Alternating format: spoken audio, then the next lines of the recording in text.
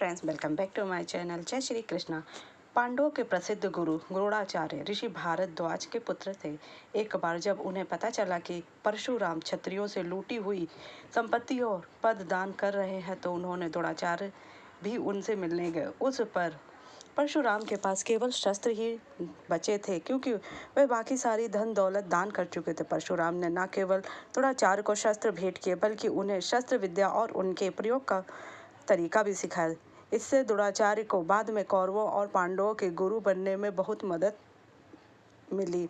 एक बार गुरु द्रोणाचार्य अपने सहपाठी और घनिष्ठ मित्र राजा द्रुपद से मिलने गए, लेकिन राजा द्रुपद ने एक गरीब व्यक्ति को मित्र मानने से इनकार कर दिया और उनका अपमान किया। द्रोणाचार्य द्रुपद से अगली पीढ़ी को अपना ज्ञान देने के उद्देश्य से मिलने गए थे और उन्हें लगा था कि उनका मित्र इस कार्य में उनकी मदद करेगा। वे मिलकर युवाओं के जीवन में बदलाव ला सकते थे, लेकिन ऐसा ना हो सका। इससे दुखी होकर द्रोणाचार्य अपनी पत्नी कृपाचार्य की बहन और अश्वत्थामा के साथ कृपाचार्य के पास लौट आया। द्रोण की शस्त्र विद्या में निपुणता के बारे में सुनकर भीष्म ने पांडवों और कौरवों को प्रशिक्षित देने के लिए उन्हें संपर्क किया। यद्यपि द्रोणाचार्य ने पांडवों और कौरवों को शिक्षा दिया, फिर भी उन्होंने अश्वत्थामा में विशेष रुचि दिखाई और उसे एक कुशल धनुर्धर बनाया। अर्जुन ने यह देखा और द्रोण का परम शिष्य बनने की इच्छा व्यक्त की। एक दिन अंधेरे में भोजन करते समय जब बत्ती चली गई, अर्जुन ने सोचा कि जब कोई अंधेरे में इतनी आसानी से भोजन कर सकता है तो उसी प्रकार अंधेरे में धनुर्विद्या का अभ्यास भी कर सकता है।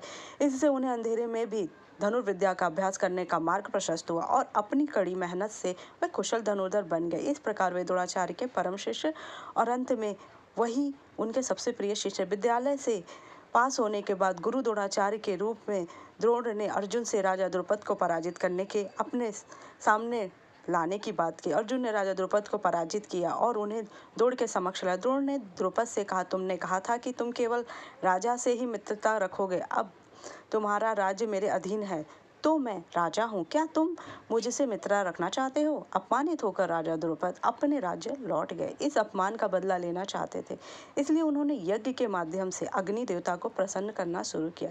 उसकी भक्ति से प्रसन्न होकर अग्नि देवता ने उन्हें धृष्टद्युम्न पुत्र प्रदान किया। महाभारत युद्ध प्रारंभ होने पर द्रोणाचार्य कौरवों सेना का नेतृत्व कर रहे थे। उन्होंने घोषणा की कि वे पांडव पक्ष में उपस्थित धृष्टद्युम्न और द्रुपद को नहीं मारेंगे, यद्यपि युद्ध कला में अपने कौशल का वह प्रदर्शन करेंगे। महाभारत युद्ध प्रारंभ होने पर द्रोणाचार्य कौरवों का सेनापति बनते हैं। उन्होंने घोषणा भी कर देते हैं। यद्यपि युद्ध कला में अपने विशिष्ट कौशल का प्रयोग करते हुए द्रोण ने व्यूह और अन्य युक्तियों से पांडव सेना को पराजित कर दिया। यह देखकर कि द्रोण पांडवों को पराजित करने के लिए छल कपट का प्रयोग कर रहे हैं, ऋषियों ने जाकर उनसे छल कपट ना करने का आग्रह किया और कहा कि वे उनके साथ युद्ध से लौट आए। इसी बीच श्री कृष्ण ने सोचा कि जब तक अश्वत्थामा युद्ध के मैदान में रहेगा, पांडवों का भाग्य साथ नहीं देगा। इसीलिए उन्होंने बीच को अश्वत्थामा को मारने का आदेश दिया। उन्होंने युधिष्ठिर को भी यह कहने को कहा। अश्वत्थामा मारा गया। अपने पुत्र के मारे जाने की बात सुनकर द्रोणाचार्य ने अपने हथियार डाल दिए।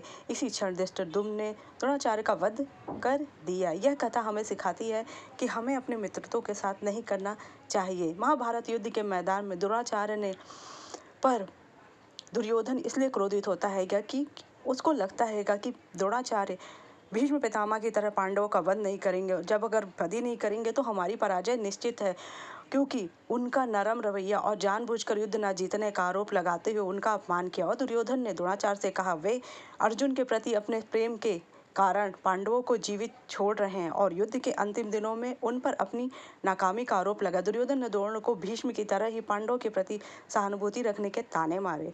दुर्योधन ने कहा कि द्रोण अर्जुन के प्रति अत्यधिक स्नेह है, इसी कारण से वह पांडवों को बंदी बनाना नहीं चाहते, जिस कारण से हम युद्ध हार सकते हैं।